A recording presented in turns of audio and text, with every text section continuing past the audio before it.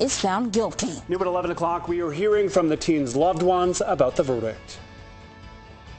Memories of 13-year-old Isaac Robitil have Kristen Millard fighting back tears. He was like a brother to my children. He was part of our family. It's been very difficult since losing him. Millard and her husband helped care for the severely disabled boy who depended on a feeding tube and help from others to stay alive. I worked as Isaac's deafblind intervener at school, and my husband provided personal care to him in our home. But it's what happened in Isaac's home that had his own mother on trial.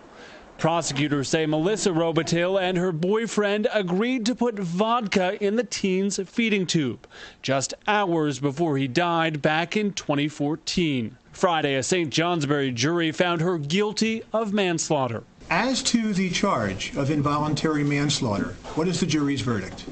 We have found the defendant guilty. Isaac's uncle was there for the verdict, too. He says he'll be okay, but worries about what Isaac's death and the trial will mean for his 3 girls. It has affected them profoundly. I am sure that they'll get through it with a lot of help, but the stress has been really tough on them. My family can start to heal and breathe. I'm very happy with the jury and their decision. It's hard to say if folks like Millard will ever find closure. But with the trial behind her, she says she's ready to try. It has been a very difficult couple years. This week has been particularly difficult for myself, my husband, and both my children. I'm really excited to go home and just hug them. Melissa Robitil could spend 15 years in prison and is behind bars tonight awaiting sentencing. Her boyfriend at the time, Walter Richters, is already serving a 3-year prison sentence in a plea deal for the same charge of manslaughter. They thought that it was credible, but it turns out it was a hoax. Today, we learned more about the threat that prompted a massive law enforcement response in Essex Junction Wednesday. Police say the whole thing was set off by a threatening phone call similar to other incidents that happened in Indiana, California, and Colorado.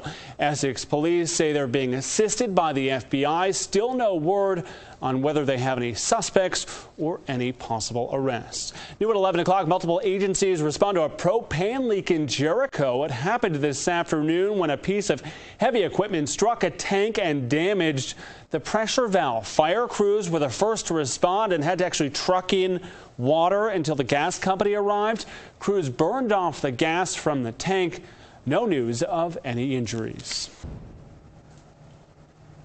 We are in the Weather Center tonight with meteorologist Dan Dowling. And Dan, it was a Friday, so that was good news. And then we also had some good weather. Yeah, a lot of people out cleaning up the yard, walking the dog. It turned out to be a perfect day out there. Blue sky, temperatures upper 50s and low 60s coming up in a few minutes. All right, how many bags of leaves did you get in today? Like 40.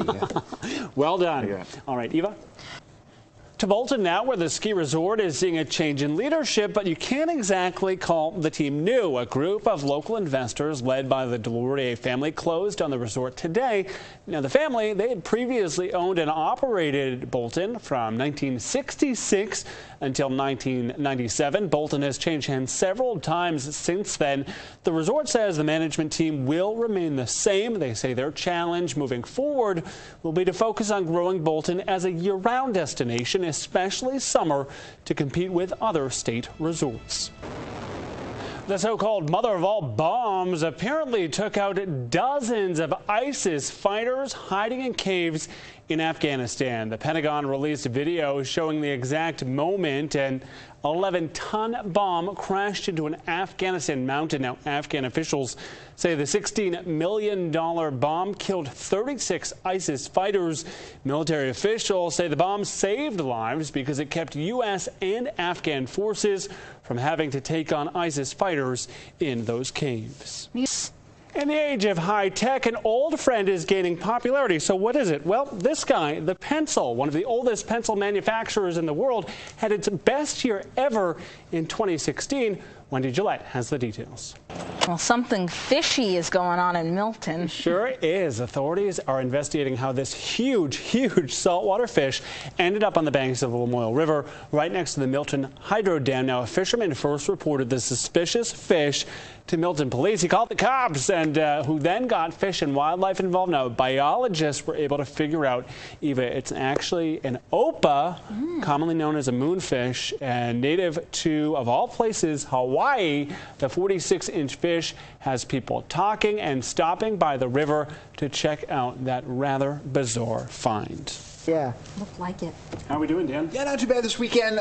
Highs in the upper 60s and low 70s. All right. Thank you, Dan, and thank you for joining us. Happy Easter and Passover, everyone.